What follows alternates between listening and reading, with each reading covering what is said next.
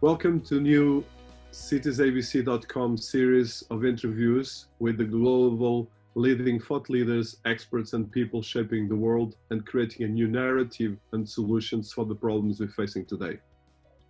Cities ABC is a new 4AR smart cities digital platform for reinventing and uniting cities, universities, and citizens.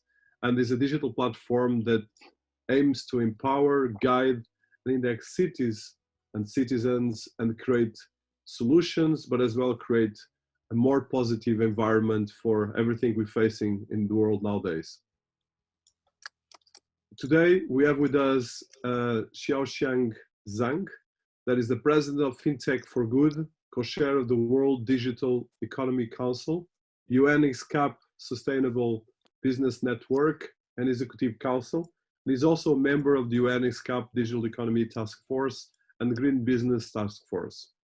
Listed as one of the top 100 blockchain influencers by Lattice 80, Xiaochen leads the design and implementation of FinTech4Good strategy to introduce the most disruptive technological innovations in frontier markets. And he has a fantastic CV that comprehends a lot of things related with policy, technology, industry, and academic research.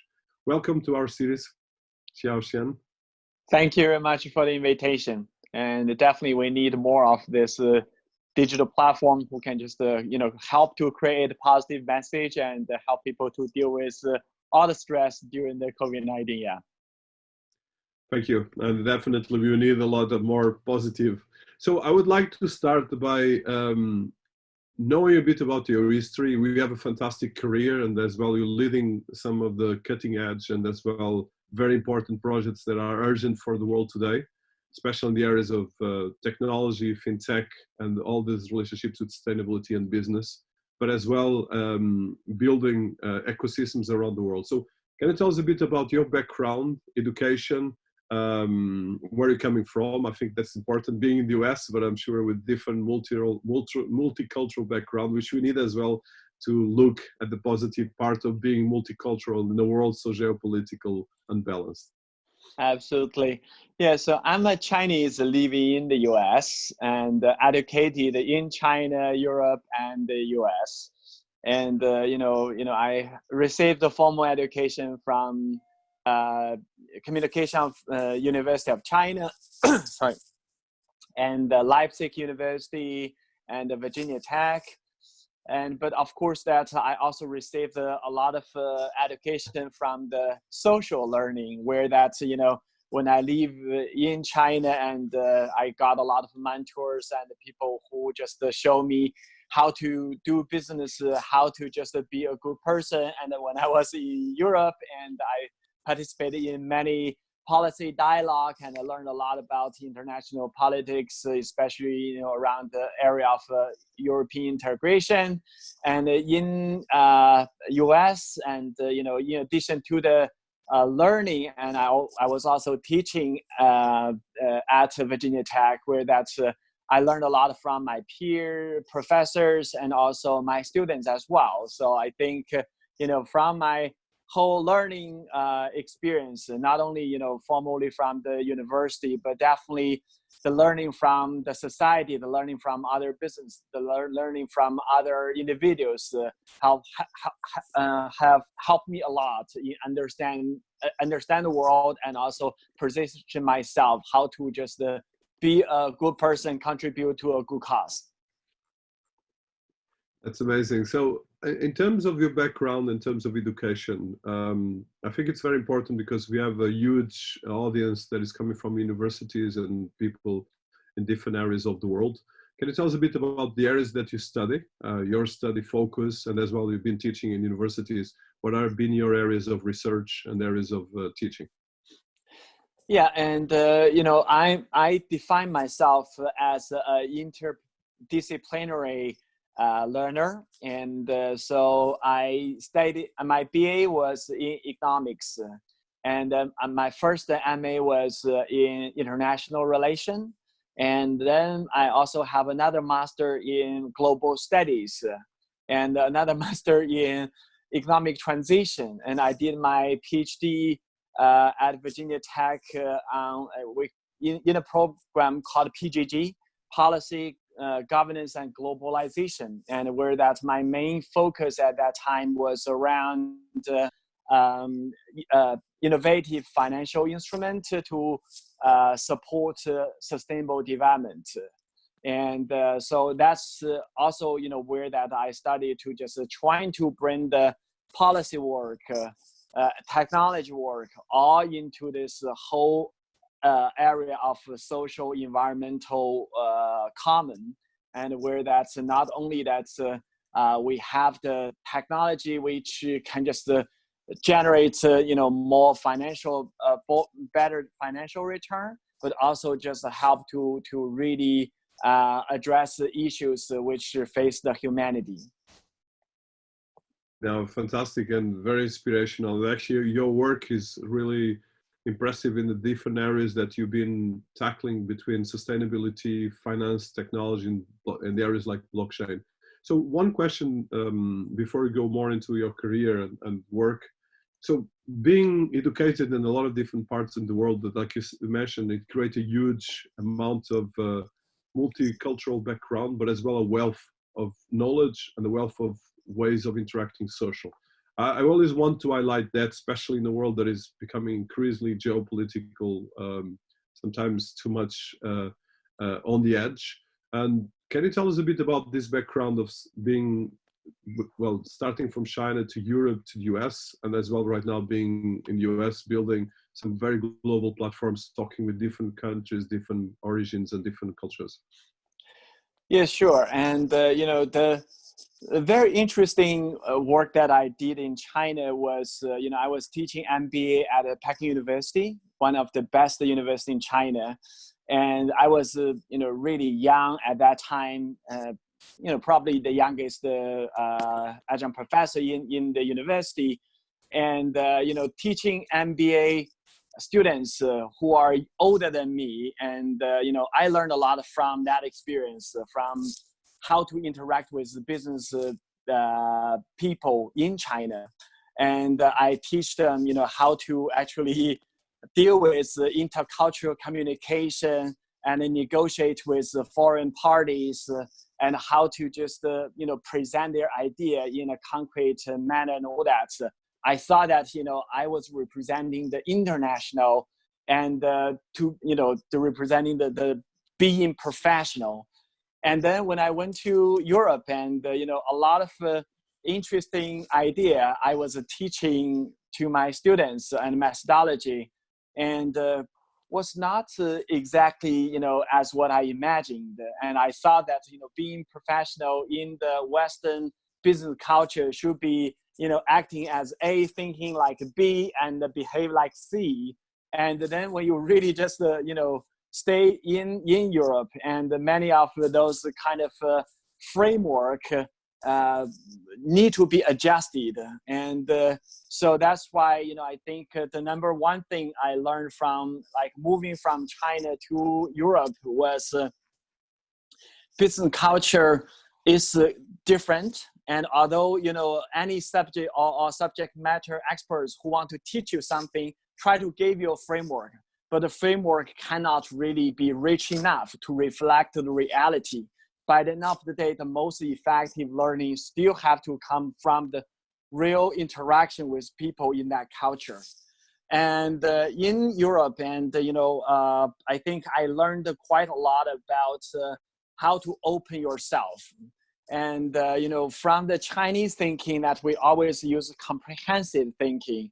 And one interesting, event was that many of the Chinese students, when I was teaching, and when you ask a question, they gave you all the background of this question, and then gradually, then they will move to the answer to your question. And I use the similar way, try to communicate that answer to my professor in Europe. They got frustrated, because they want to directly your answer to that question. They don't know why you just, bring so much background information into this. And can you just, be to the point directly? But, Chinese way of comprehensive thinking, that kind of skill is difficult or is challenging. It's different from, how we were trained. And then when I just left Europe and then went to US, and I was teaching subject like global climate change, modern Asian culture.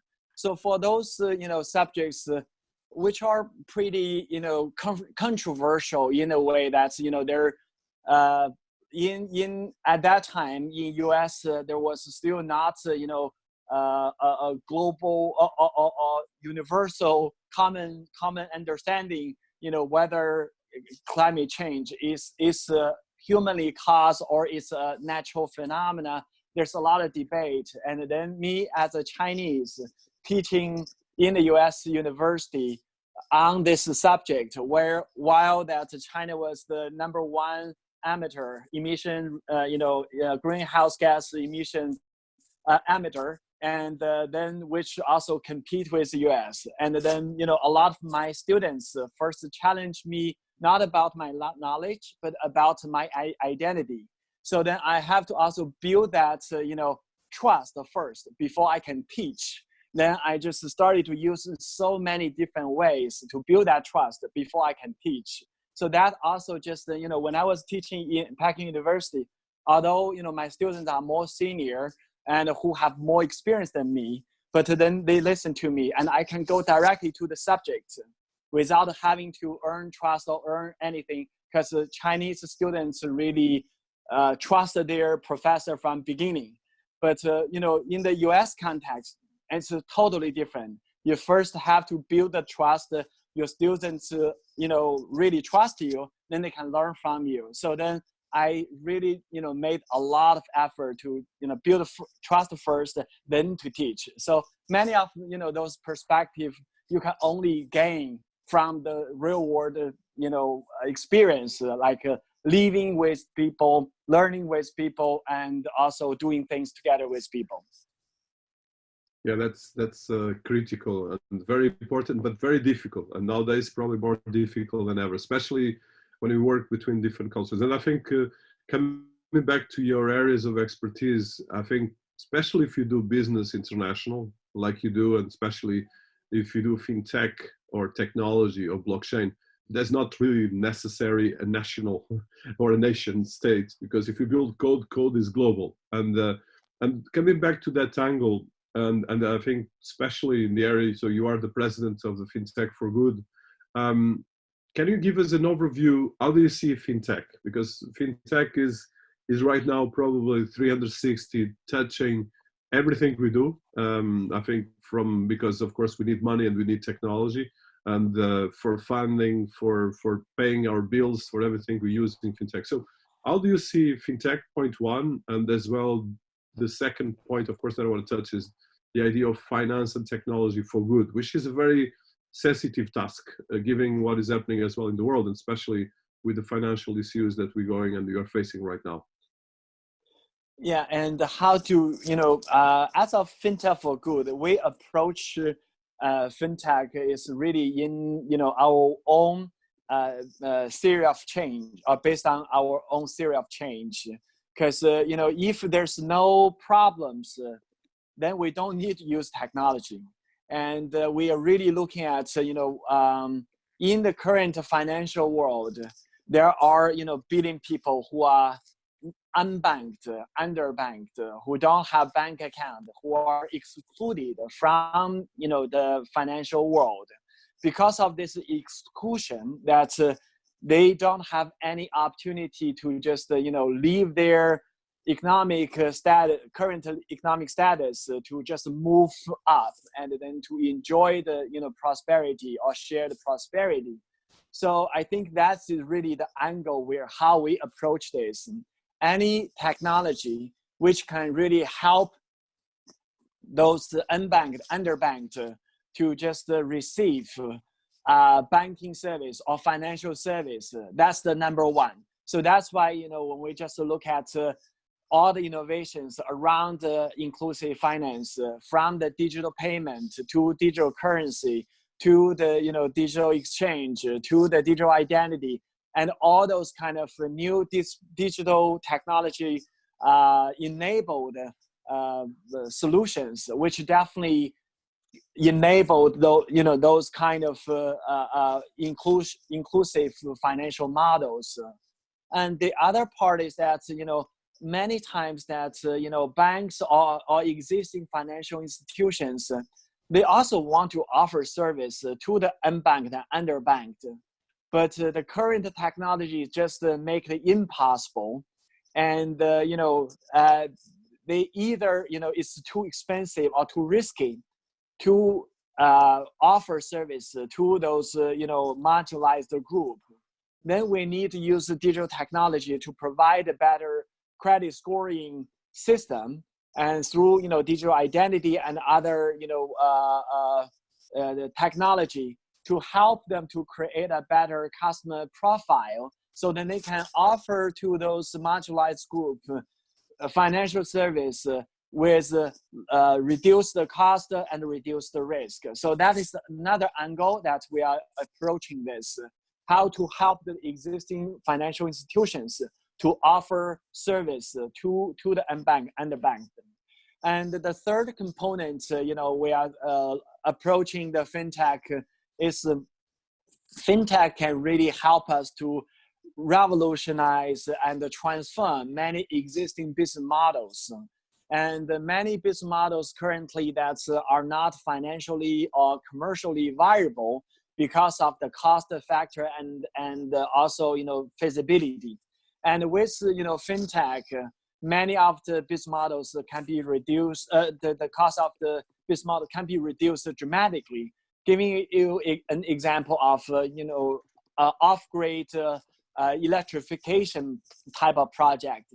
Without fintech, and you have to just have the solar kiosk to provide that 1 kilowatts per month electricity to the farmers in the rural area, and then you send somebody to collect data, collect their payments.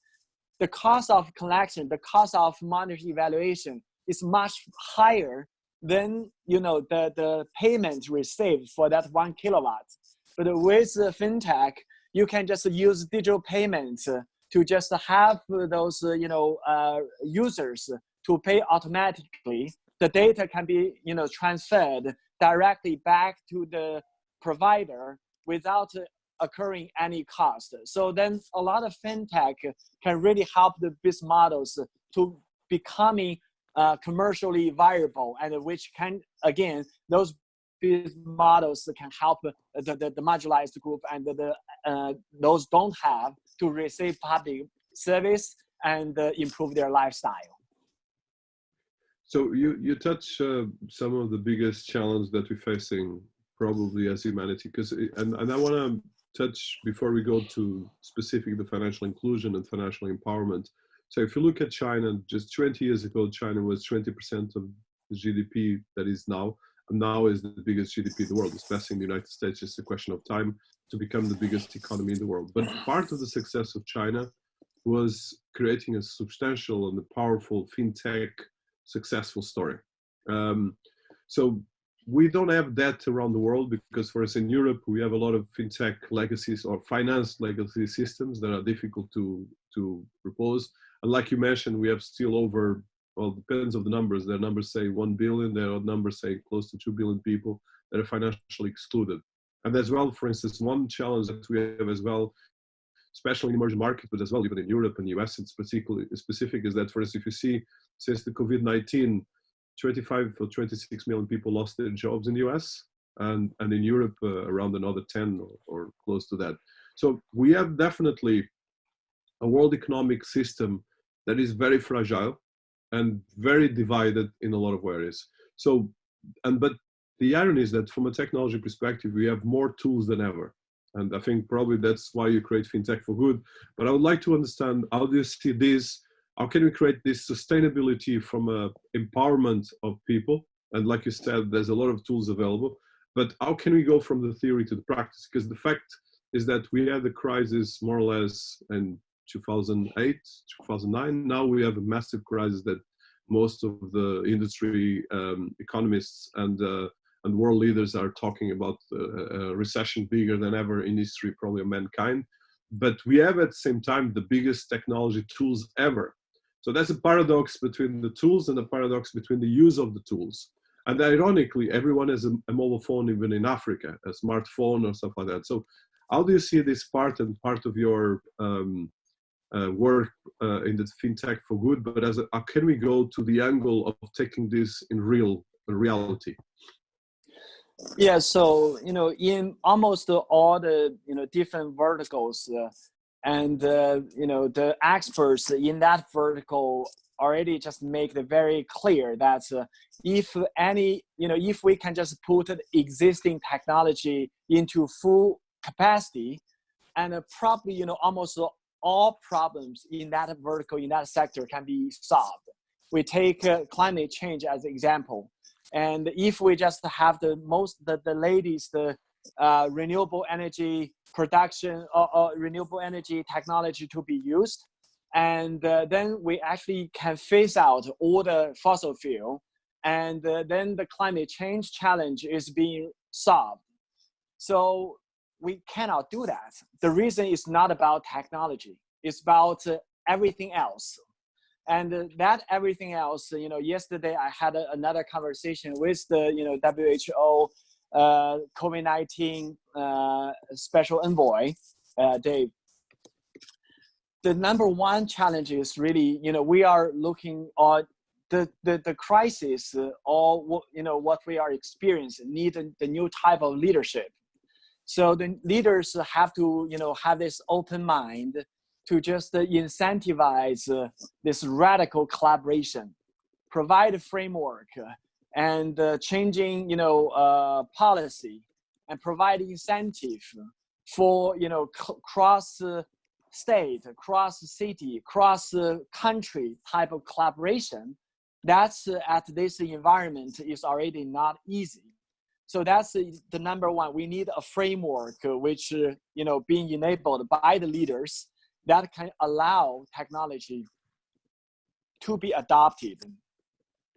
The second, very important part of the whole story is around, the protection versus innovation. And as of now, that many fintech are dealing with, the money directly in people's pockets, and the traditional banks are following all commercial financial institutions, following the traditional financial regulations, which came to be in the early 1930s or 1920s or even earlier, and those cannot really capture the innovative innovation associated with the digital technology like fintech. But this is the way how regulators regulate, and then on one hand they want to enable the financial innovation. On the other hand, we need to change law, which lawmaking is extremely challenging, extremely slow, and it's extremely responsive. So then the second group is that how to just make the innovation to really try how to make the innovation to follow the existing framework and generate the least risk to the existing system. In the meantime, how to just have the policymaking process to just accelerate their own innovation to enable those fintech to test, pilot, and strive. Those are, I think, the second group of challenge we need to address. And the third one is really, around the behavior change. This, associated with, COVID-19. Without COVID-19, and especially, the consumers in Europe, in US, they already received very good financial service, and they have bank account, have credit card. The credit card can pay everything. So then they don't really have much need to just look at fintech as a solution for their life, for their business. And for the fintech company, mostly as a startup, you don't have that much of capital, and to just launch great campaign or marketing to educate people for educate their own new demand. So in this, that is always being dominated by the existing way of doing business, existing way of doing transaction. And now with COVID-19, that many people actually are now are much more familiar with digital platform, are registered in almost all the digital platform, doing the learning, doing the entertainment, doing the financial transaction. So this actually become a brilliant opportunity for the fintech company, and the COVID-19 help you to just reduce the cost of customer acquisition, and then you can just really reach to a much larger customer base in at almost no cost. That was not there before. So I think this is really a good opportunity for the fintech company to just looking at this new market, and then the behavior change, which are induced by COVID-19, has generated this opportunity. They have to harvest that.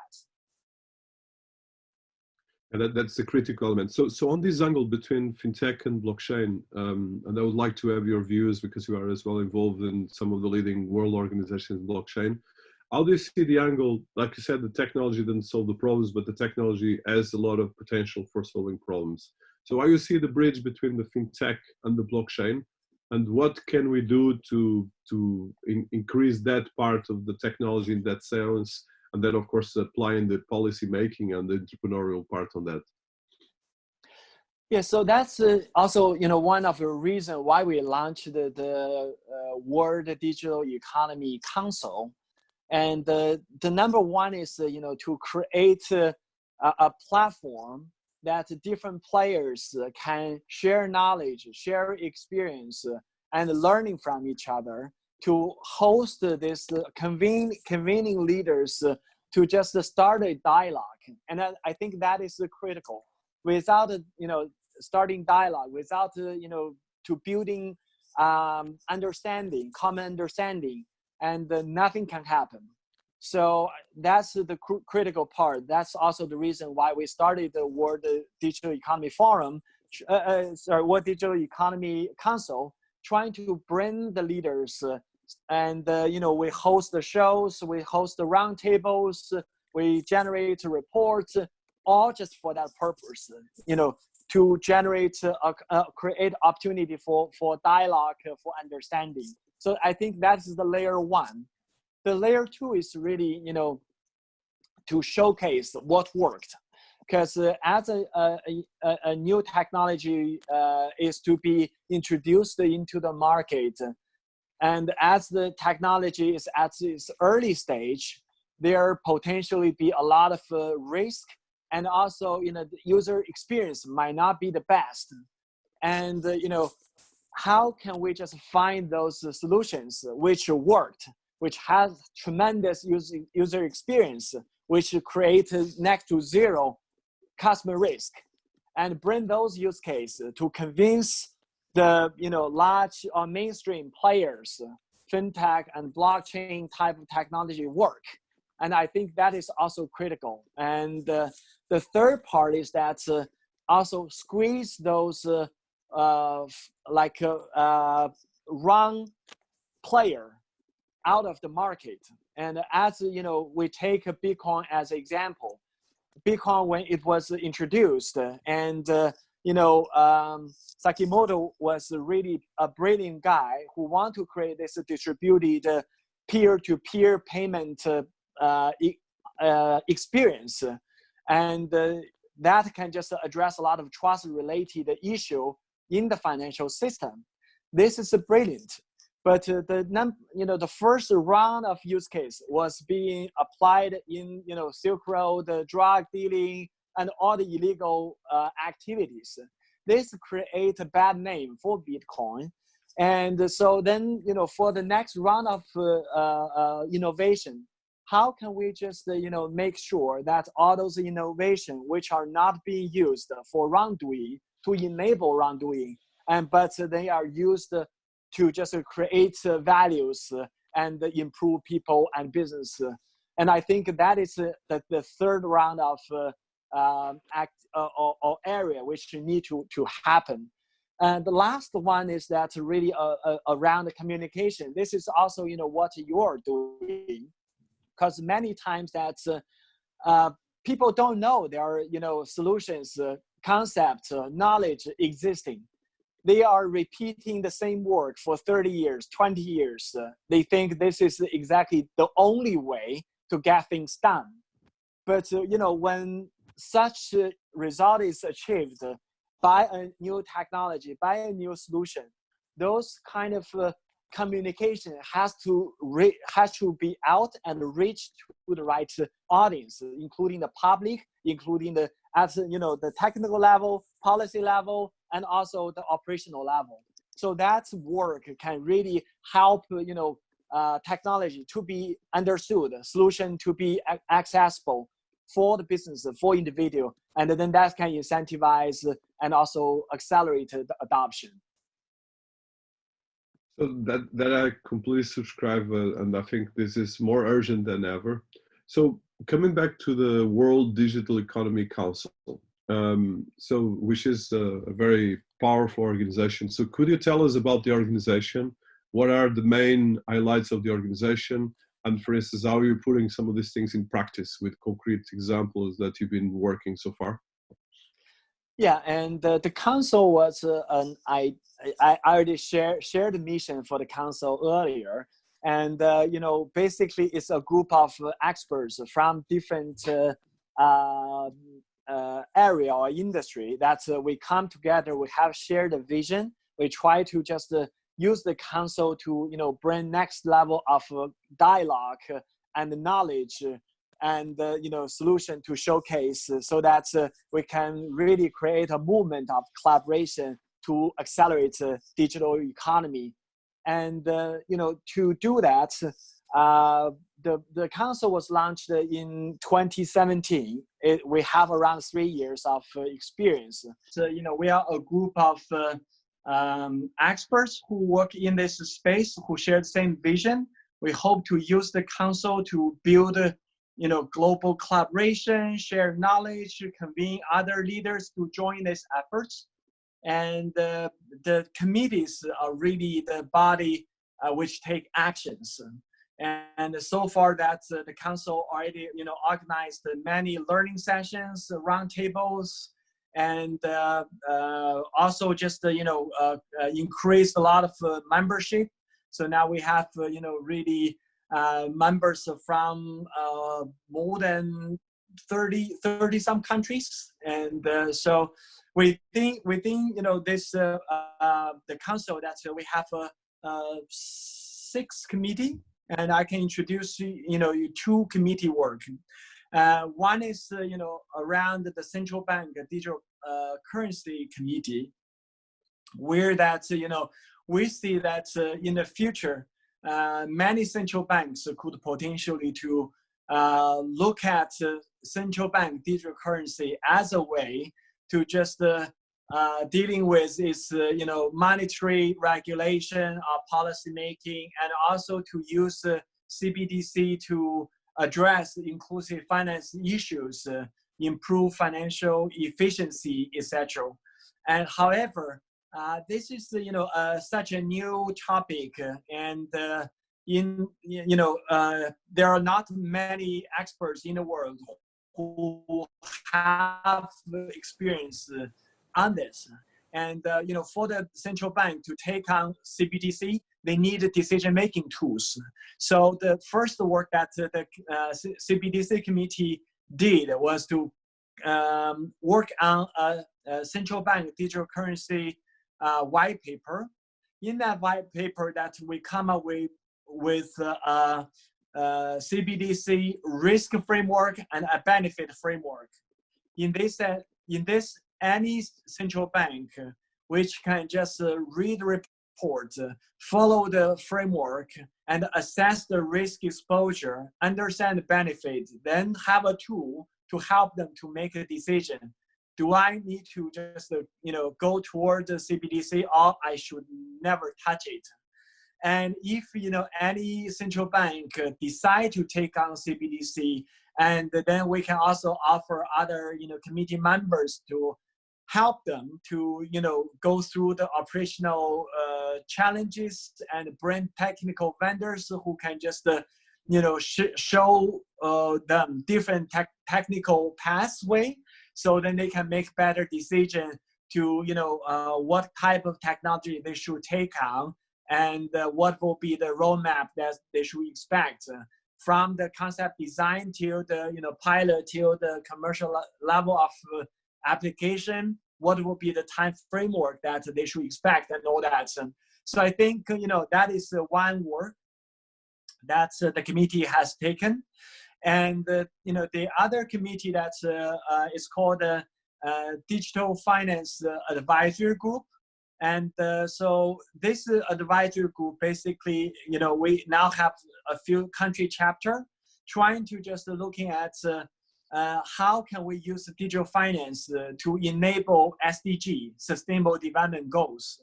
Because as we all know that after 2005, that's 2000, and we have the SDG commonly agreed, by all countries within the UN framework, and to realize SDG, that's a large amount of capital are needed, and these are not about $1 billion; these are $1 trillion.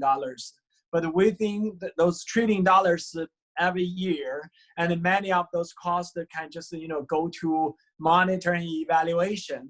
And how can we use the digital technology to just reduce the cost in monitor and evaluation? And how can we just use digital finance or digital technology to enable more financiers and investors to just include climate change, to include social dimension into their portfolio strategy?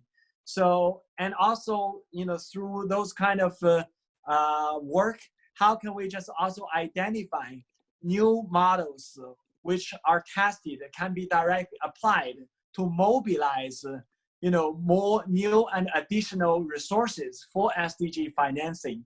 So that working group or the committee, which has submit a lot of input into the UN system, and trying to just contribute to the international debate or conversation, and also try to help to identify different use cases in supporting the SDG. One example is that just very recently that UN system, like 3 UN agencies reach out to us, and we submitted around 10 use cases on how to use digital technology to address the COVID-19.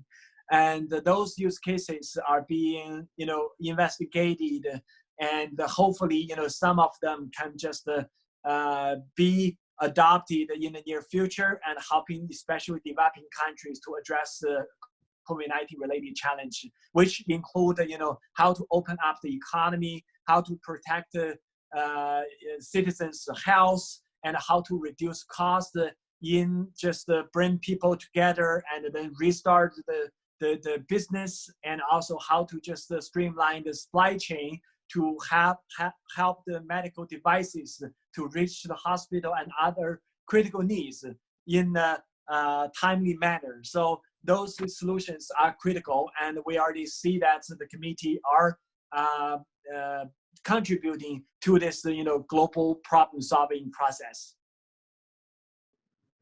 Yeah, that's very inspiring, very necessary. So on that level, and I think so you've been the president and as well leading the Fintech4Good, the co-chair of the World Digital Economy Forum, and as well you're part of the United Nations SCAP, that is Sustainable Business Network, and as well the part of the Digital Economy Task Force and Green Business Task Force. So can you give us a bit of an overview, because I think it's quite interesting, and as well the work you're doing with the Fintech4Good, but as well with the United Nations, which is right now more than ever necessary.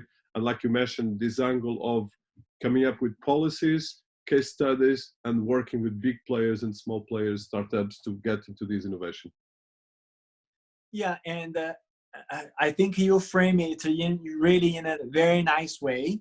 That from the technology community, and also from the policy community, then from the the enabler community. These three community really need each other, and many times that the policymaker mostly have doubts. Directly to interact with the private sector, because the public sector is representing public interest, private sector represent private interest. Then we need really the neutral broker who are trusted by both to just really bring the two together. That's a role that the international development agencies such as UN is playing really well. They're able to convene policymakers. They're also able to convene technology leaders, then to just bring the right solution to the right problem. And however, the UN system is, definitely also need to, have a lot of connection with the private sector to understand what are available out there as potential solutions. And for UN ASCAP, this is one of the UN agency, which is called the UN Asia Pacific Social and Economic Commission, and the commission is really mandated to just help to accelerate the SDG or realize the SDG in Asia Pacific. And where that's the ESPN is the body which are the private sector representatives who join hands to help the UN agency to basically bring the private sector perspective and the solution to inform UN agency, and also help UN agency to just meet their goals in a better way. So within ESPN, that we have the executive council. We also have 6 task force, and we have the digital economy task force. We also have the green business task force. We have the youth and entrepreneurship task force. We have financial service task force, and all those task forces are composed of leaders in the private sector, and we gather together every year for a few times to bring the private sector perspective and the solution into the UN system and help UN to just identify effective solutions for SDG. And for that work, and I think this is really a very collaborative platform, and there are a lot of dialogue. There's also a lot of sharing, and so we have already seen that many times that through the ESPN work that we are able to support the UN ASCAP and deliver service or deliver action or activities in developing countries. One example is that ASCAP just also recently received demand from countries in Asia Pacific to cope with COVID-19, and one of the countries specifically asked, during the COVID-19, how can we help save our SMEs, and SMEs who are in the global value chain, and now that's are really struggling because the demand from the developed country are just disappearing, and how can we just continue our business?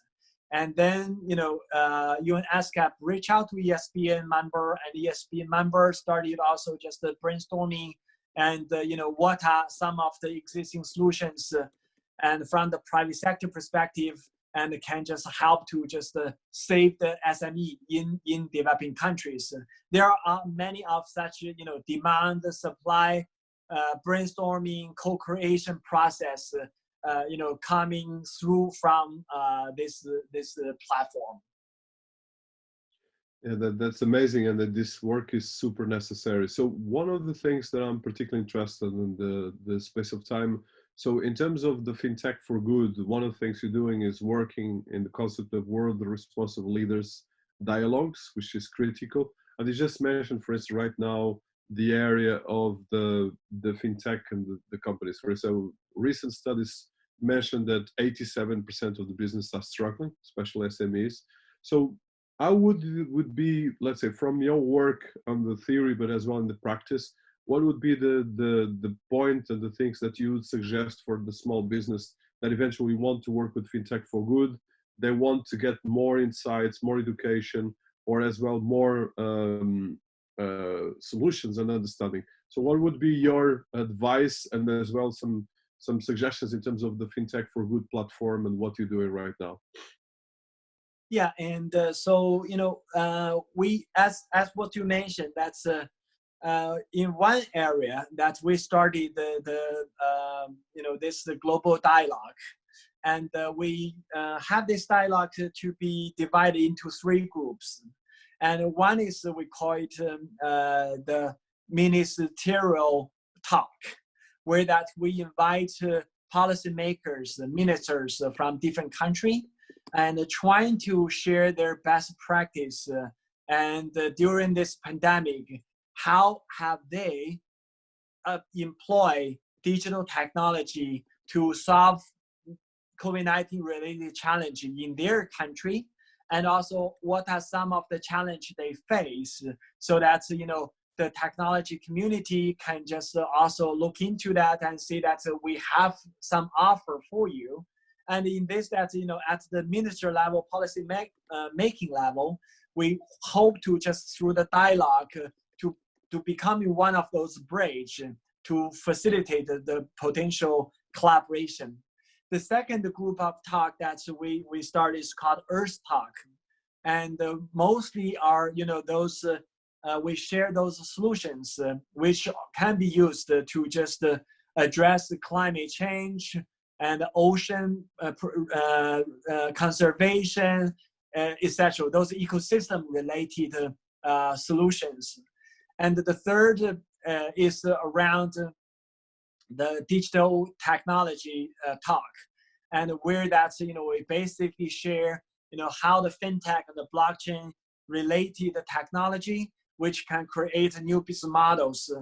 And so from these three type of talk, that's we basically try to address the three different challenges. One challenge is around the gap between the policymaker and the innovators. The second gap is around the business owners and how to and also how can they find the information, how can they find the solution and the resources. And the third gap is how can they use their technology to really do good. So those are the three things that for the conversation and dialogue we created, and many of that content will be be included in our FinTech4Good Digital Economy Academy learning offering, and where that we not only from the academy that we have, for example, FinTech MBA and blockchain MBA, AI MBA. So in this, that we bring both the technical components and also the management components into the whole teaching. And during the COVID-19, we offered the program for free. So that's many of those SMEs and also an unemployed individual who can just take those learning modules, get themselves ready for the opportunity which to come. So that's the second type of work that we are doing. And the third is that as many quality entrepreneurs who, was reluctant to becoming entrepreneur and who were just taking on corporate job. But now that, they are out of job because of COVID-19, then they started to trying to, go into this startup path. And then, we are preparing for our next acceleration, digital economy acceleration program. And on one hand, we'll just also provide teaching, training, and the learning modules, helping those who are not ready to get ready. And for those who have already, built a product and all that, try to help them to just acquire customers and also receive funding from our, investor network. So, those are the key activities that we trying to just work on, and as a part of our COVID-19 response. Another very interesting work that we started a few months ago, and at beginning of the COVID-19, was Fintech4Good launched a Fintech4Good COVID-19 task force, and where that's we basically defined our methodology, and the methodology is around sharing, matching, and action. From the sharing part, I already shared a lot of sharing is happening, and you go to Crowdcast and search for us, you find a lot of sharing work there. The second part is around the matching. That's we have at beginning identified around 18 some suppliers of different medical supplies, including ventilators, masks, and protective clothing, and you name it. And because we got a request from cities and large corporations trying to procure those critical PPEs from China and other countries, but the supply chain there is not working well. So then we help to identify those solid supplier pools, and then bring the match demand with the supply, so that then they can just really just meet that demand in a timely manner. And the third part, around the action side, that's we are now helping a few hospitals and a few cities to do fundraising to raise donation. And in this, that's some of the marginalized group, especially like a senior or those homeless, and who can get donation to just cope with this tragedy during this global pandemic. Of course, that's we know that's our effort is really tiny and minimal, and that's why we want to, and we are happy to be one of the platform there, and inviting many of other players who can just join hands with us, so that no matter from the sharing side, from the matching side, and also from the action side, we'll have much more muscles, and we can just deliver more. So one of the things I saw that you right now leading is the Fintech4Good blockchain accelerator. So can you tell us about this project, and as well your work on blockchain technology, which you are part of a couple of different international ecosystems and networks? Yeah, and so as of the acceleration program, that's we have a couple of brands. We have the Asia Blockchain Acceleration Week. We also have the Responsible Blockchain World Championship. And we also have the Digital X 100 Accelerator. So each project, each program has a specific focus, at that time. And so for the Asia Blockchain Acceleration Week, basically that's we bring the different blockchain company, which we see they have a potential, they are interested in the China market. Then we bring them to China for a week-long acceleration, and match them with the corporate partner, match them with the investors, and help them to do fundraising. So, then after 1 week, then, they can just move to the next level. And then for the, the responsible blockchain world championship, we want to really identify those who, use blockchain to solve social environmental problems, and also give them a platform to showcase their solutions, where that mostly, that work was in the US. And then for the now that we are preparing for a new acceleration program, with topic is digital economy acceleration program, where that's we'll look at startups or innovations which go beyond the blockchain. Of course, the blockchain is part of that. We'll also look at, for example, digital health, digital learning, and digital working.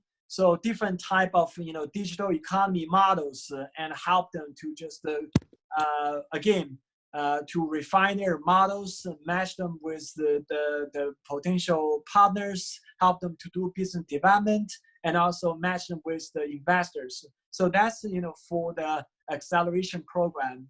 And in terms of what's the next for us, and we definitely have three critical mission that we have. Number one is that we'll continue just to develop this thought leadership piece, and we try to just either initiate or participate in the international standard setting, international process, where bring or help to set agenda and bring the topic to the socially responsible, environmentally responsible way of doing things, conducting business.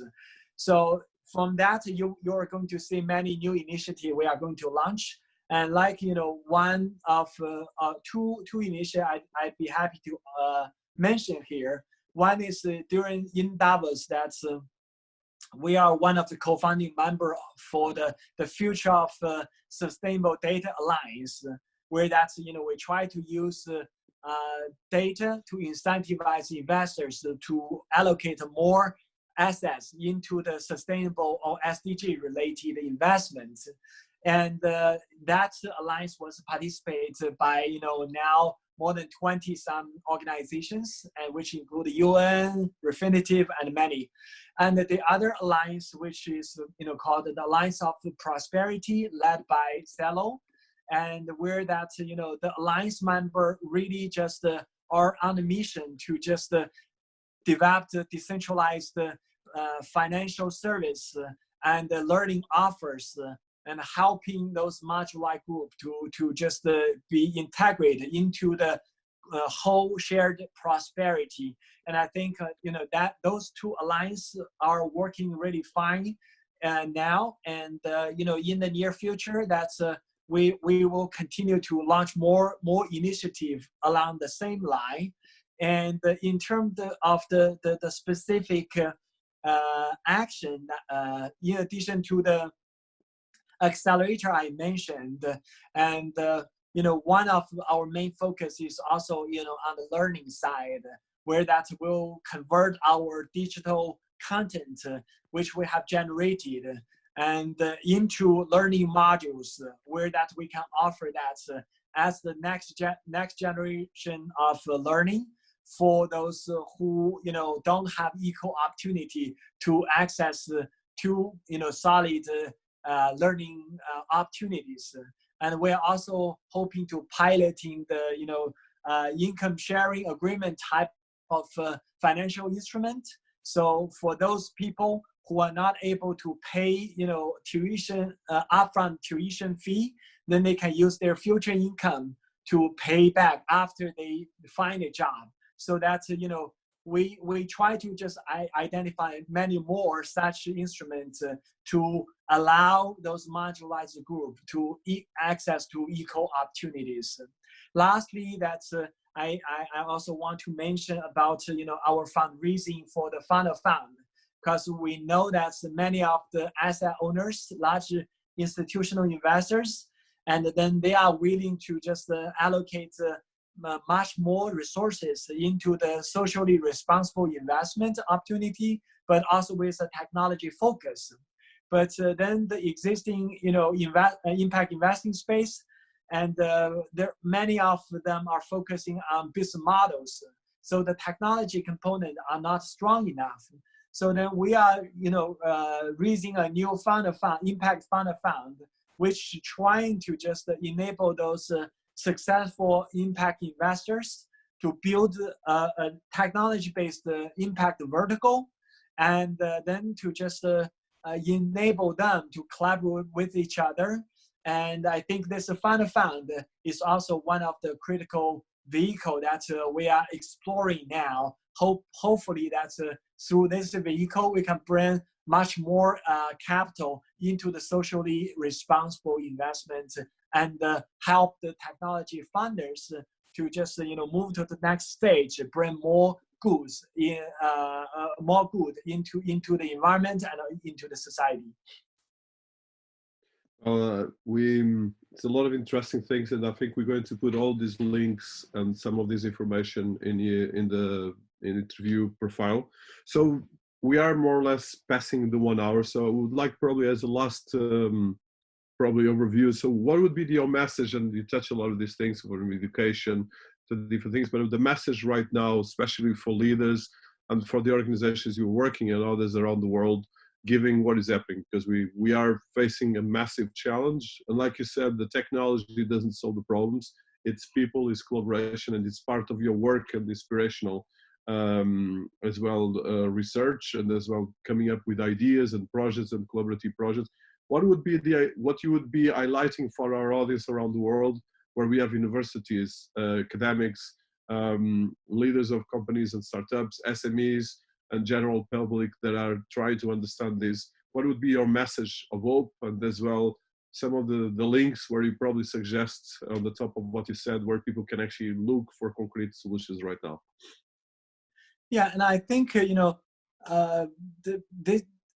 importance of COVID-19 is that it gives us, each one of us, an opportunity to think how we do our business, how we live our life, how we make our policies, no matter who you are, who you serve.